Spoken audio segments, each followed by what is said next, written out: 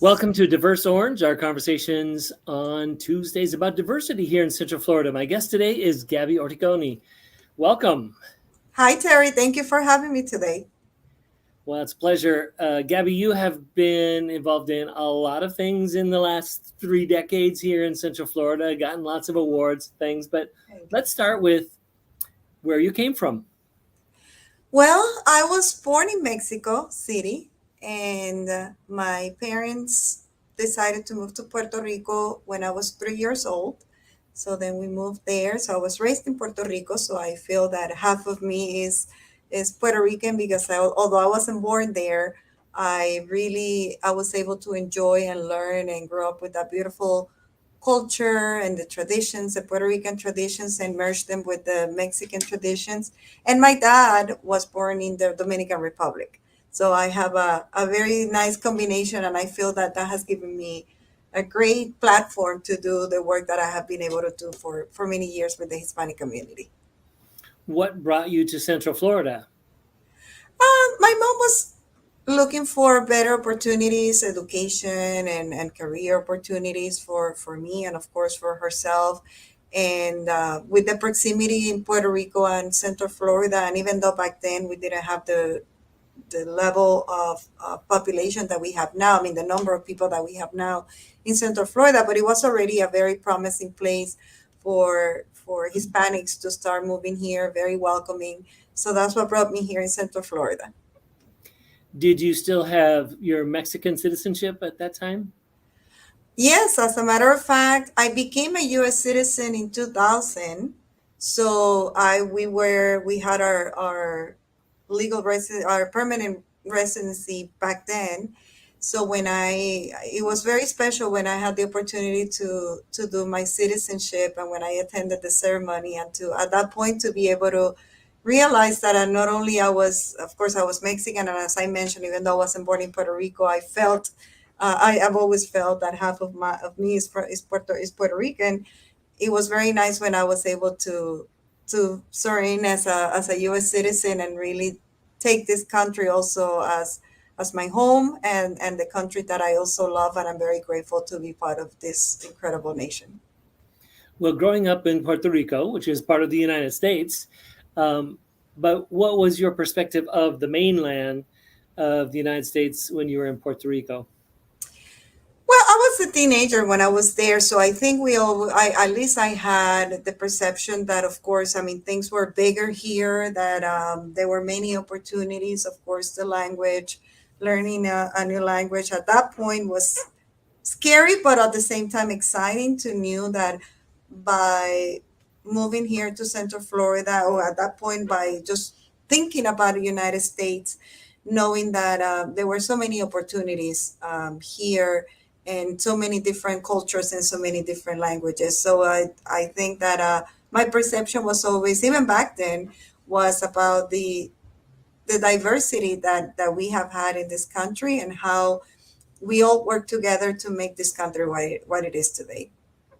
Your language was solely Spanish while you were in Puerto Hmm. Rico? Yes, although I took lessons, I mean, in Puerto Rico, it's mandatory to take English classes in school, and actually I was a really good student, and I had really good grades in English in the language in that specific class. However, when I moved here, I remember I went to high school and I realized that I didn't know what I thought I knew, and I had to learn. I mean, I had to learn how to communicate, I was really good at reading and maybe writing as well with the grammar. Those are the things that at least when I was going to school they were teaching me. But when I had the opportunity to come here, I realized that I had to start from zero, and it was challenging, but I had a lot of people who supported me, and the school did a great job. They offered me many opportunities. I was part of the ESOL program, the English for Second Language students, and all of those platforms really helped me to overcome that fear and become comfortable with the language. Did you and your mother feel like, yep, you'd made the right decision when you moved here after you'd been here for a while? Well, absolutely. I mean, after being here for so many years, yes, I wouldn't have changed anything of the entire journey. I think everything has been phenomenal. The learning experiences, the people that I have met, but I think that the one of the things that I think marked my career is that when we came here, we had a lot of people and many organizations who help us transition from coming to Puerto Rico, from being immigrants, because again, I mean, although you're right, I mean, Puerto Ricans are U.S. citizens by nature, but we were not at that point. So learning, and so we were immigrants in Puerto Rico, and then we moved from Puerto Rico to Central Florida. So it's like changing cultures twice. And so when now looking back and seeing all the things and all the people and all the organizations who helped me really be able to go the journey that I've been able to follow, that gave me the sense of responsibility that I needed to give back and that I needed to work in things that allow me to help others the same way that we were helped when we came here. What would you say was one of the most helpful things to help you with that transition? It was a combination of a lot of different things. I would say, well, as I mentioned earlier, in school, I had a lot of support from the teachers, from the school. At that point, the school wasn't as prominent in terms of a Hispanic student population as it probably is now. And there were very, very few students who came from Latin America or Puerto Rico or who even spoke Spanish. So my teachers were very helpful.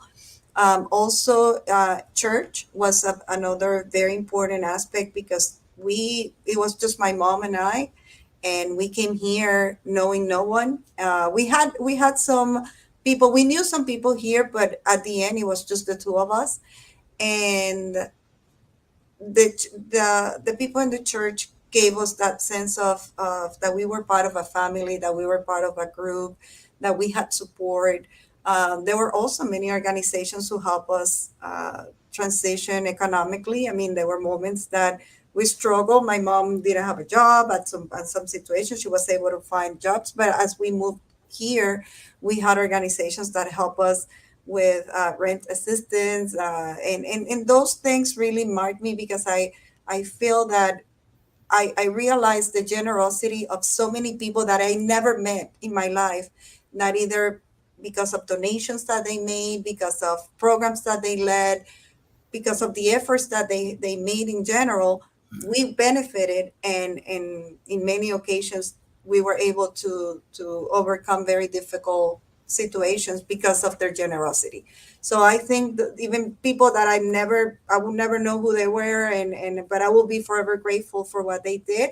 And again, I think that's also what gave me that perspective that I wanted to follow that path, and also be an agent of support and help to others who I may never meet and they will never meet me, but I want to be that I wanted to continue that example and that legacy that many people I knew that impacted my life and my mom's.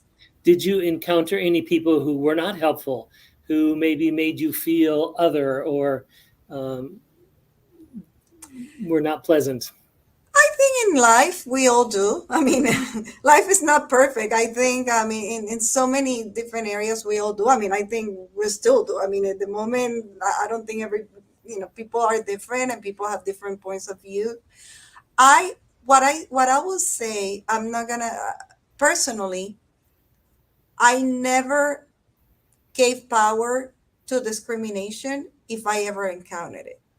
I never felt as a victim of discrimination, not because maybe I didn't encounter it, but I never gave the power to Hmm. those situations because I had a lot of people who, although they were not members of my family, they were probably teachers, they were principals, they were um, volunteers at different organizations that demonstrated me with their actions that there were more people who wanted to do good things Sure. than people who wanted to do damage just for whatever situation. So whatever, if I ever encounter any type of situation with discrimination and things like that, which I'm sure I did because being a female, being Hispanic, having an accent, I never really empower that. I Great. empower the good that I encounter.